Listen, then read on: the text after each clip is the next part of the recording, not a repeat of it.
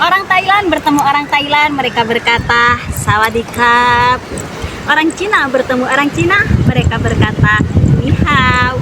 Namun apabila orang Madura bertemu orang Jakarta, maka mereka berkata Assalamualaikum warahmatullahi wabarakatuh.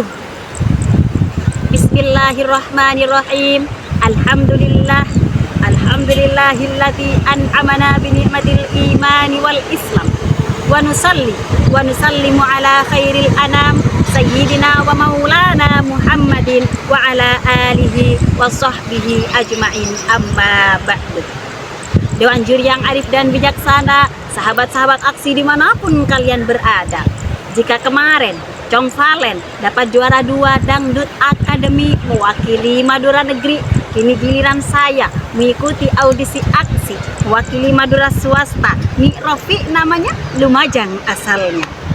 Sahabat-sahabatku yang berbahagia, berbicara masalah teknologi yang semakin hari semakin maju dan berkembang, kini kita telah berada di era 5.0 yang dalam bahasa kerennya adalah Society 5.0. Konsep ini adalah konsep yang dilahirkan oleh Jepang, di mana zaman menunjukkan kepada kita bahwa kita telah berada di tahap evolusi masyarakat yang berdasarkan peran teknologi seperti kecerdasan buatan, big data, internet of things yang dapat menghasilkan robot dengan sensor modern. Sahabat-sahabatku, coba kita geser pandangan kita terhadap Cina. Di Cina, kurir pengantar paket sudah berupa robot. Pelayan restoran juga sudah berupa robot. Bahkan ibu-ibu rumah tangga membersihkan debu pun menggunakan robot. Fenomena ini seakan mengatakan kepada kita bahwa kita telah berada di zaman yang ekonomis, praktis, inovatif, dan penuh dengan perubahan yang besar, di mana anak-anak kita, generasi-generasi kita, baik Gen Z maupun Gen Alpha, menjadi saksi atas pergeseran besar kemajuan teknologi. Ini adalah tantangan baru bagi kita, sahabat-sahabatku, apalagi bagi dunia pesantren, di mana santri dituntut untuk menjadi inovatif, kreatif, dan adaptif di tantangan era teknologi tanpa menggeser tradisi. Ngemeng-ngemeng soal budaya pesantren dan teknologi, mengingatkan awak pada sebuah kaidah fikih yang berbunyi Bismillahirrahmanirrahim. Bismillahi kelawan nyebut asmane Allah. Ar-Rahmani kang maha welas asih ing dalam dunya, Ar-Rahimi kang maha welas asih ing dalam dunya lan akhirat. Al-muhafadzatu utawi ngreksa alal qadimi ing ngatasi perkara kang dingin, as-solihih kang bagus iku wajibatun wajib.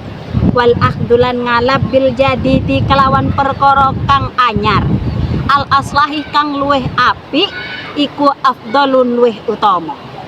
Kaidah ini mengatakan kepada kita hadirin bahwasanya tradisi pesantren yang telah lama tertanam dalam pesantren wajib untuk kita pertahankan.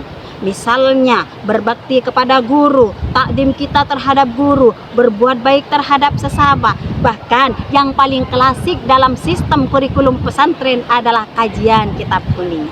Akan tetapi sahabat-sahabatku, keklasikan tersebut tidak boleh menjadi penghalang untuk santri terus maju, supaya santri tetap adet dan tidak kudet ya. Namun kadinapeh piye, bagaimana supaya santri tetap eksis di era teknologi tanpa menggeser tradisi? Sahabat-sahabatku, ada 3 pokok penting supaya santri tetap eksis di era teknologi tanpa menggeser tradisi.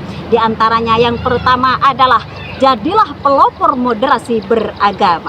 Haji Rudi Irawan mengatakan dalam artikelnya bahwa kolaborasi antara moderasi beragama dan inovasi merupakan perpaduan yang sangat penting dalam menghadapi era teknologi ini. Karena apa? Ya karena santri memiliki peran penting dalam memastikan bahwa kemajuan Indonesia bukan hanya karena ekonomi dan teknologi, melainkan berpegang teguh pada nilai-nilai keagamaan, kebangsaan yang berlandaskan toleransi dan kemanusiaan.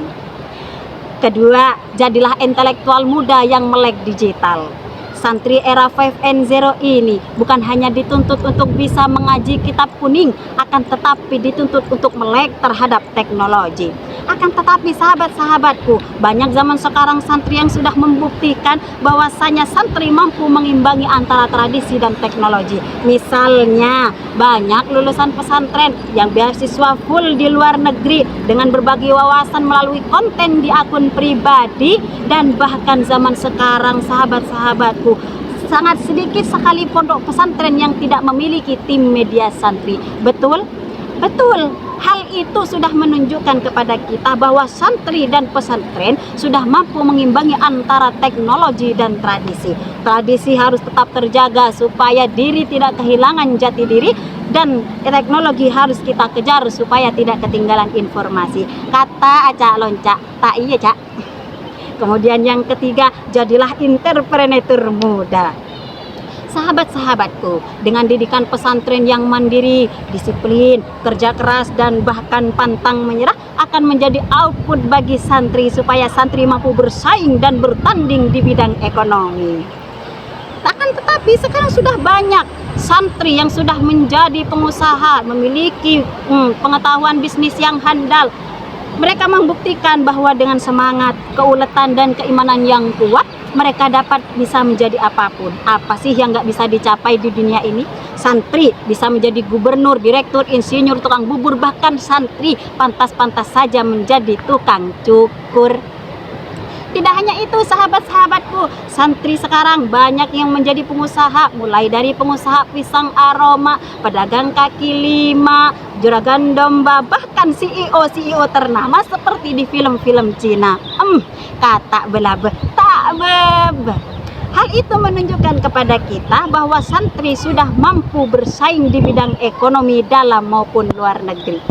Sahabat-sahabat aksi dimanapun kalian berada, dari kesimpulan di atas, dari penjelasan di atas dapat kita tarik kesimpulannya bahwa untuk menjadi santri yang tetap eksis di era teknologi tanpa menggeser tradisi, santri tidak boleh hanya berdiam diri saja.